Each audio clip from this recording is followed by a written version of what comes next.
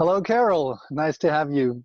Hi there. It's amazing that here we are 7 hours apart or so in the world and we're in the same room. It's just astounding, really. Yeah, I just love the possibility to talk over the internet here in the Zoom room, record it, and get in touch with wonderful course teachers like you.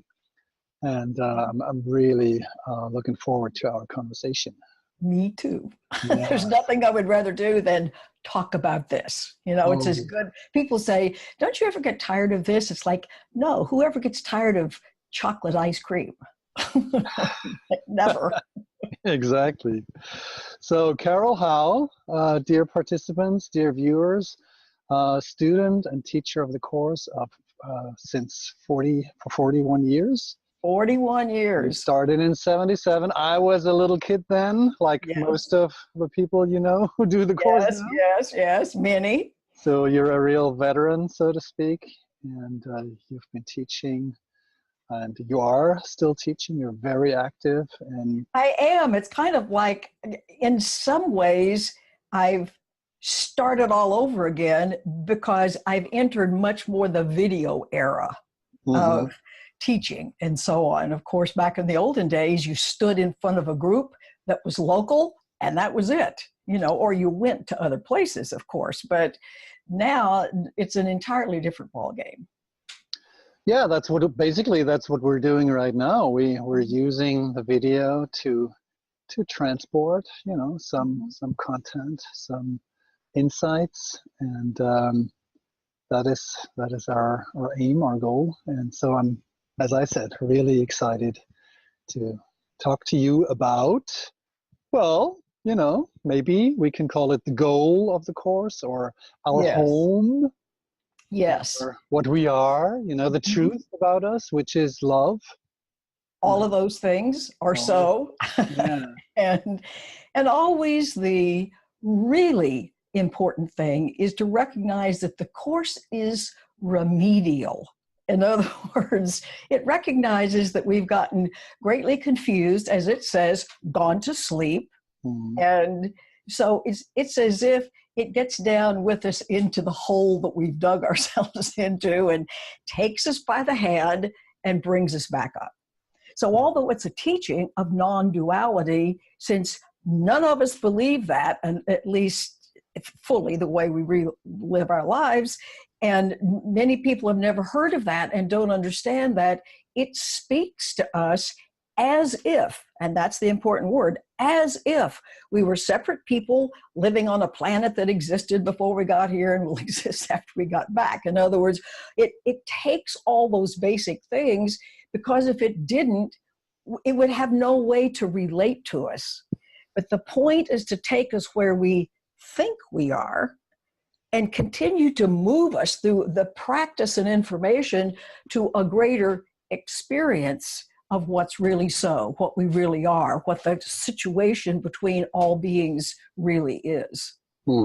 So it's a gradual process, and you don't just do it overnight. You know, you don't buy a piano and the next day you're playing at Carnegie Hall.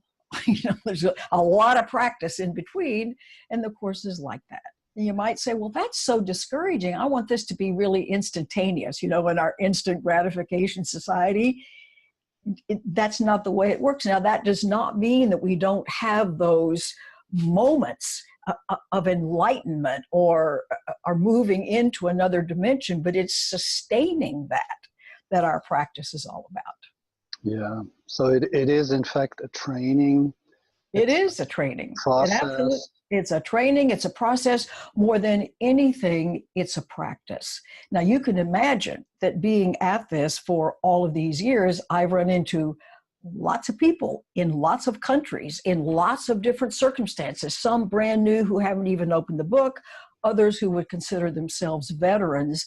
And the problem that I see, a common problem, is people are trying to learn this course, as if I can completely get my hands around this massive body of information, then somehow mysteriously this leads to my happiness and my peace of mind and so on and so forth. And I've even had people tell me, okay, my teacher or my instructor or whatever said, I have to read the text before I start to do the lessons. And I go, no, if you're going to do only one thing, do the lessons first. And then people will go, okay, I'm going to do the lessons. And they think I'm supposed to learn the material in the lessons. This is not about learning. This is about rewiring our brains.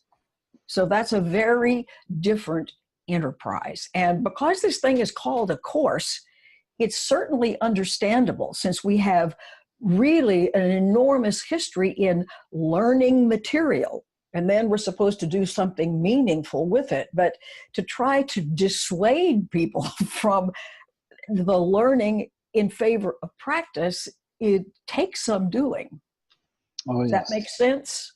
Well, we think we can do something, and then it says you need to do nothing, and then we get really confused. Not what now? It's like, I know, and there's a place in the course where, in its own beautiful language, it says happiness and joy and peace and love and understanding are a package deal. So it says if you don't feel peaceful and if you don't feel joyful, presume as a really good presumption that you understand nothing. It kind of takes us back to the beginner's mind, because most people will go, well, hardly on a sustained basis do I feel joyful and safe and peaceful and so on and so forth. So, okay, sign me up. There must be something that I still need to do. I missed. Exactly. So, and the course is very clear in the introduction where it says, this is about removing the blocks to the awareness of love's presence. It doesn't say learn a bunch of techniques to somehow persuade the world, to bring love to me as if it were absent. Its thesis is, it's here. It's what you are. You are love. You are blessing. You are joy. Nothing can have taken that away from you.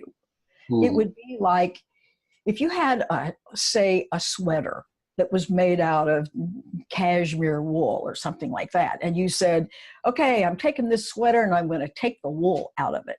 It's like, you can't take the wool out of a sweater and still have a sweater. In other words, the sweater is a certain expression or the way the wool is formed. The same way, our very existence, which presumably everybody that's paying attention recognizes they exist. Well, peace and love and harmony and joy and safety and happiness are built into the existence that we're experiencing right now. And you go, well, how come I don't experience that if that's what I am right this minute, not later when I get to be better or more evolved right now? And it's like, good question. That's the best question you could ask is, then what is blocking or veiling or obscuring or hiding? Whatever verb works for you, it's like what we're looking for, what we want to experience is here, but unavailable temporarily. Temporarily, of course, is the key. And so... And what is it we're doing to actually hide? What we're doing is judging, holding grievances. There's a part in the latter part of the text where it says, what has happened to the Son of God, which is all of creation, that he's fallen lower than the stones beneath his feet. He has dreamed a dream of judgment. And basically, you stop judging. You stop having opinions about everything. And the awakening process is the result, so to speak.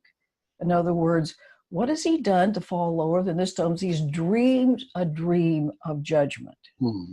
Once we start being against things or having opinions about things, or if we're not resisting things, we're going after things, all of which says what we believe, and is totally not true, that our happiness and our peace and our safety come from rearranging the external world somehow.